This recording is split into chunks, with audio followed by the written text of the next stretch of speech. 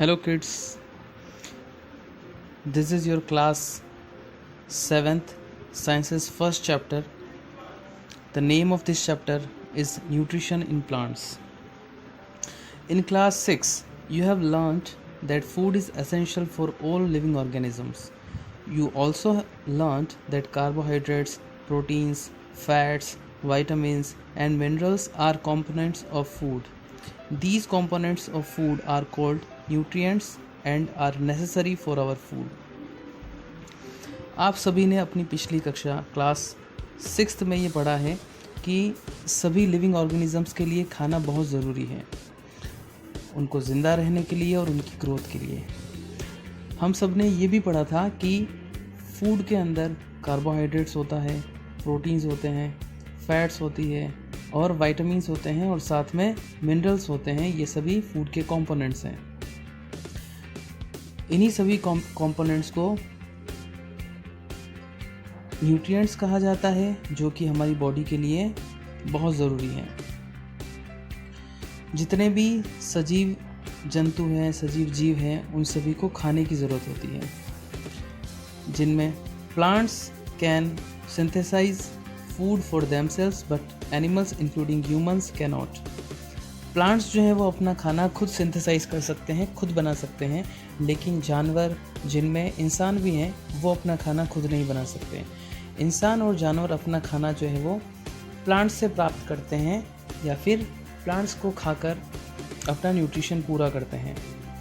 इसलिए देखा जाए तो ह्यूमंस और एनिमल्स डायरेक्टली और इनडायरेक्टली प्लांट्स पर डिपेंडेंट होते हैं अपने खाने के लिए।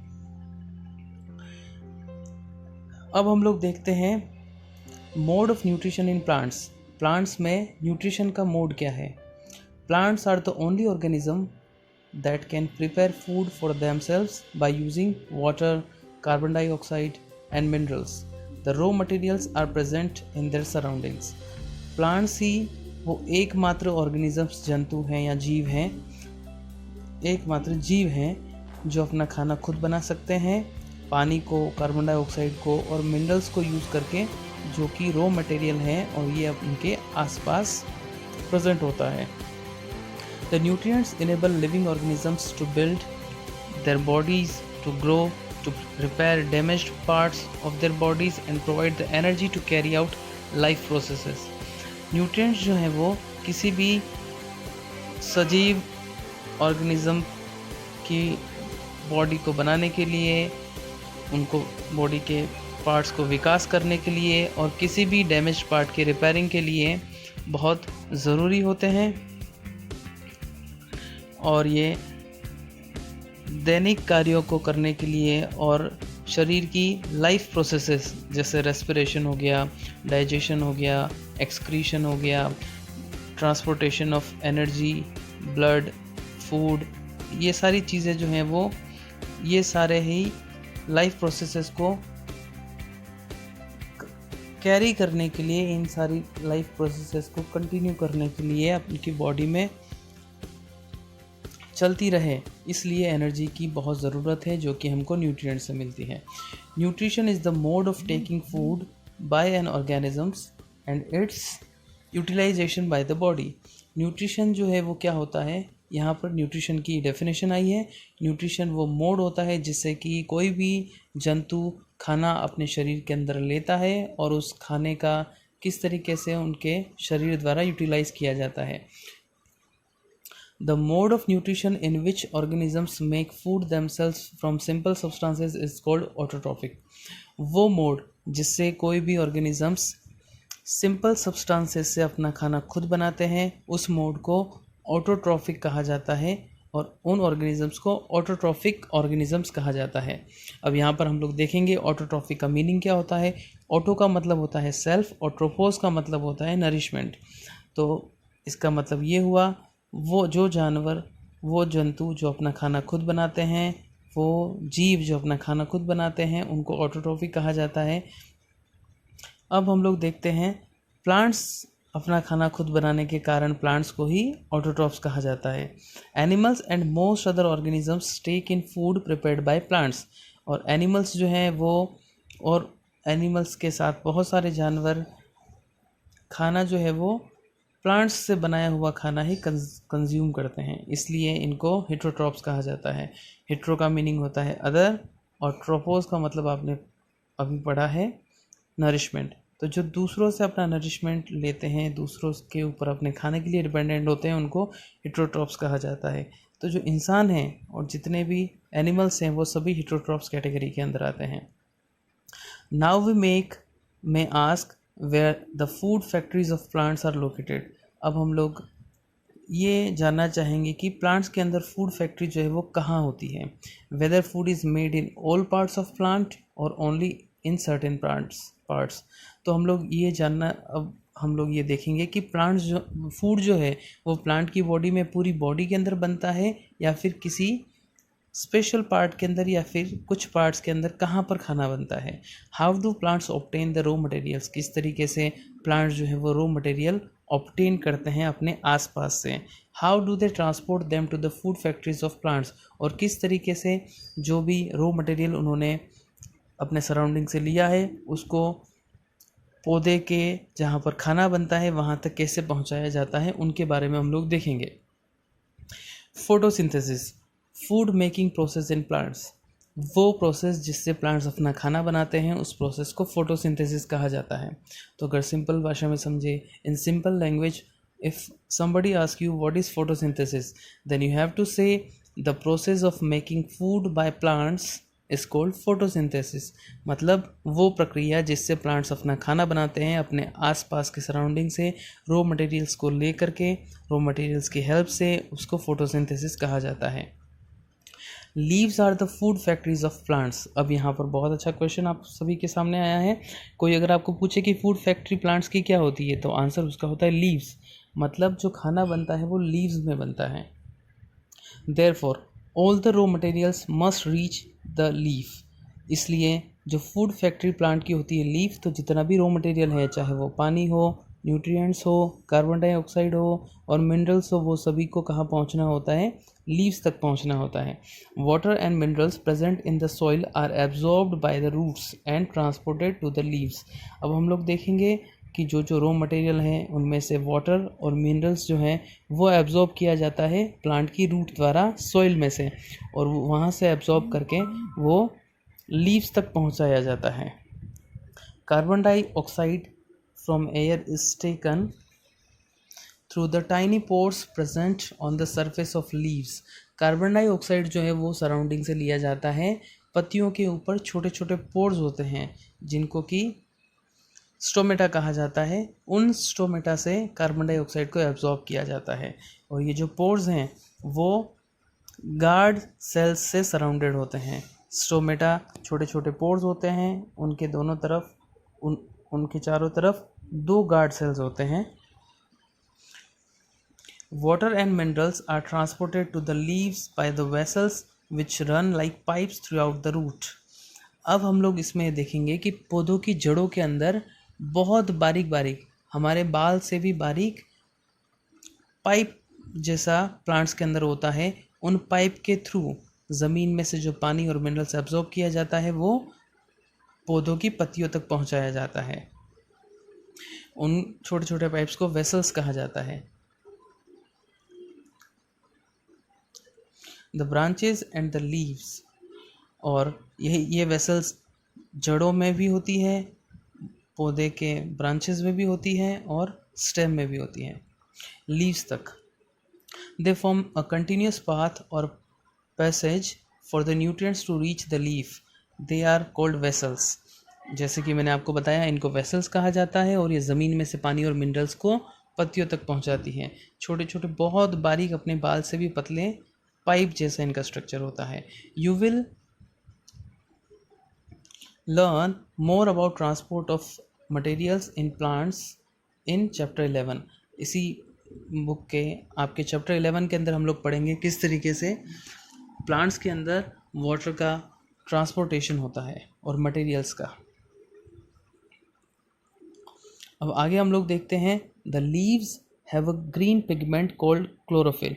लीव्स के अंदर ग्रीन पिगमेंट होता है जिसकी वजह से, या फिर कोई आपको पूछे कि पत्तियों का रंग हरा किसके कारण होता है, तो आपको ये बताना है कि पत्तियों का रंग ग्रीन पिगमेंट जिसका कि नाम क्लोरोफिल है उसकी वजह से पत्तियों का रंग हरा होता है। It helps leaves to capture the energy from the sunlight. और ये क्लोरोफिल जो ग्रीन कलर का है वही हेल्प करता है सूर्य की सनलाइट को एब्जॉर्ब करने में। These energies use to synthesise prepare food from carbon dioxide and water. अब जो कार्बन डाइऑक्साइड और वाटर है उसके साथ में सनलाइट जो ट्रैप की है क्लोरोफिल ने अपनी पत्तियों से, वो तीनों मिल करके खाना बनाती है और फूड प्रिपेयर करती है। इस प्रोसेस को फोटोसिंथेसिस कहा जाता है। Photo means light, synthesis means to combine. So we find that chlorophyll, sunlight, carbon dioxide and water are necessary to carry out the process of photosynthesis। इससे हमको ये समझ आता है कि फोटोसिंथेसिस प्रोसेस के लिए क्या क्या चीज़ें ज़रूरी हैं। इसमें क्लोरोफिल ज़रूरी है, सनलाइट ज़रूरी है, कार्बन डाइऑक्साइड ज़रूरी है और वाटर ज़रूरी है। It is the unique process on the earth. और ये पृथ्वी पर एक बहुत ही यूनिक प्रोसेस है। कौन सी प्रोसेस की बात कर रहे हैं हम यहाँ पर हम लोग फोटोसिंथेसिस, वो प्रोसेस जिससे कि प्लांट्स अपना खाना बनाते हैं। The solar energy is captured by the leaves and stored in the plant in the form of food. Solar energy जो है वो लीव्स द्वारा कैप्चर किया जाता है और इनको प्लांट के अंदर स्टोर कर लिया जाता है फूड की फॉर्म में। Thus sun is the ultimate source of energy for all the living organisms. और उसी वजह से जितने भी लिविंग ऑर्गेनिजम्स हैं उनके लिए अल्टीमेट सोर्स जो है वो एनर्जी का अल्टीमेट सोर्स सन को कहा गया है, क्योंकि सन के सोलर एनर्जी से ही प्लांट्स अपना खाना बनाते हैं और उन प्लांट से हमको अपना खाना मिलता है, इसलिए ultimate source of energy sun को कहा गया है। Can you imagine life on earth in the absence of photosynthesis. क्या आप कल्पना कर सकते हैं कि बिना फोटोसिंथेसिस के पृथ्वी के ऊपर जीवन संभव हो पाता। In the absence of photosynthesis there would not be any food. बिना फोटोसिंथेसिस के इस पृथ्वी पर कहीं पर खाना नहीं होता। The survival of almost all living organisms directly और indirectly depends upon the food made by the plants besides oxygen which is essential for the survival. Oxygen के साथ साथ हर एक सजीव जंतु को, जीव को जिंदा रहने के लिए खाने की ज़रूरत होती है। अब हम लोग यहाँ पर देख लेते हैं कि ये सेल्स का मीनिंग क्या होता है। You have seen that buildings are made of bricks. आपने देखा होगा कि बिल्डिंग जो है वो ईंटों से बनी होती है। उसी तरीके से जो लिविंग ऑर्गेनिजम्स होते हैं उनकी बॉडी बहुत छोटे छोटे यूनिट से बनी होती है और उन यूनिट्स को सेल्स कहा जाता है। प्लांट्स जो हैं वो भी सेल्स से बने होते हैं, एनिमल्स, ह्यूमंस, सभी बहुत छोटे छोटे यूनिट्स सेल्स से बने होते हैं। Cells can be seen only under the microscope. Cells इतने छोटे होते हैं कि वो खाली माइक्रोस्कोप में ही उनको देखा जा सकता है। Some organisms are made of only one cell. कुछ ऑर्गेनिजम्स खाली एक सेल के बने होते हैं। The cell is enclosed by a thin outer boundary. Cell जो है वो उसके चारों तरफ एक बहुत ही पतली बाउंड्री से वो एनक्लोज्ड होता है और जिसको सेल मेम्ब्रेन कहा जाता है। Most cells have a distinct centrally located spherical structure called the nucleus. Cells के सेंटर में एक छोटा सा स्फेरिकल स्ट्रक्चर होता है जिसको कि न्यूक्लियस कहते हैं। The nucleus is surrounded by a jelly like substance called cytoplasm. और जो न्यूक्लियस है उसके चारों तरफ सेल के अंदर जेली लाइक सब्सटेंस भरा होता है, उसको साइटोप्लाज्म कहते हैं।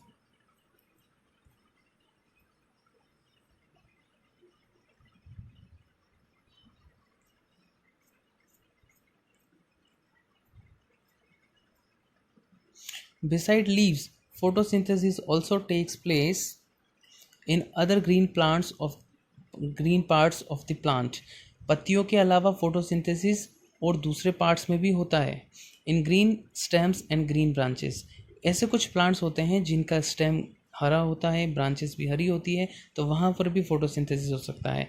The desert plants have scale और spine like leaves to reduce loss of water by transpiration.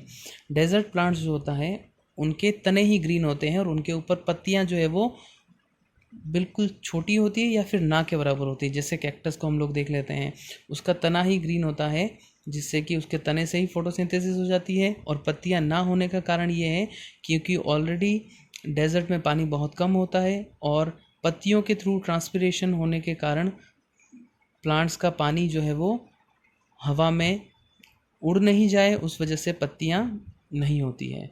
These plants have green stems which carry out photosynthesis. और डेजर्ट में होने वाले प्लांट्स के स्टेम ही ग्रीन होते हैं, जिससे कि फोटोसिंथेसिस उनकी स्टेम के अंदर ही हो जाता है।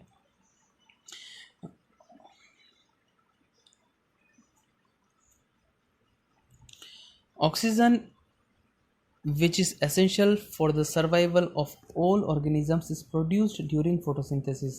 और जो जितने भी जानवर हैं, जितने भी जीव हैं, चाहे एनिमल्स हो गए, ह्यूमंस हो गए, उनको ज़िंदा रहने के लिए फूड के साथ साथ ऑक्सीजन की ज़रूरत होती है और वो ऑक्सीजन भी प्लांट्स द्वारा ही बनाया जाता है। तो जो भी एनिमल्स को चाहिए, ह्यूमंस को चाहिए, चाहे वो फूड हो या फिर ऑक्सीजन हो, दोनों ही चीज़ें हमको प्लांट से ही मिलती हैं। इन the absence of photosynthesis life would be impossible on the earth. Photosynthesis के बगैर पृथ्वी के ऊपर जीवन बिल्कुल ही इम्पॉसिबल होता। तो आज के लिए हम इतना ही पढ़ते हैं, इसके आगे हम लोग नेक्स्ट वीडियो में पढ़ेंगे। और आज का जो आपका होमवर्क है उसमें आपको ये वाला डायग्राम शोइंग फोटोसिंथेसिस, इसका चैप्टर का नाम लिख के ये वाला डायग्राम बनाना है, जिसमें एक प्लांट है, इसमें chlorophyll, water and minerals root से लेते हुए समझाया है और प्लांट्स लीव्स जो है वो कार्बन डाइऑक्साइड ले रही। Thank you. If you like my video please subscribe, like and share.